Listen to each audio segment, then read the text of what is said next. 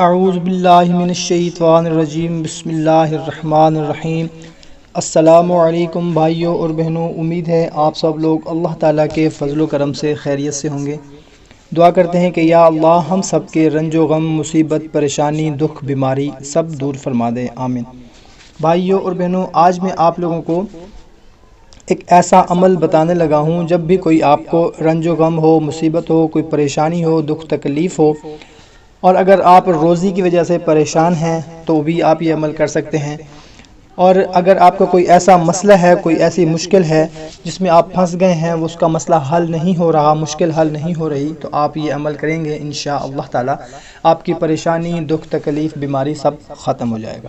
تو بھائیوں اور بہنوں، آپ نے کرنا یہ ہے کہ ہر رنج و غم، مصیبت، پریشانی، دکھ ہو یا بیماری ہو، اس وقت کثرت سے استغفار پڑھا کرے۔ بسم اللہ الرحمن الرحیم۔ استغفر اللہ ربی من کل ذنب و اتوب الیہ۔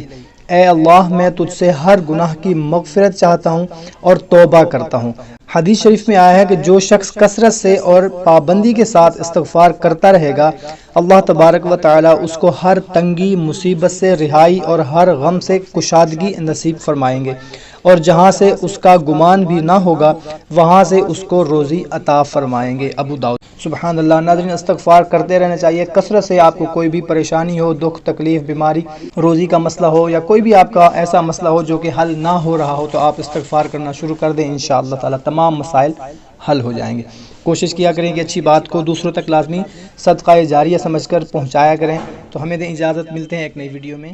اللہ حافظ۔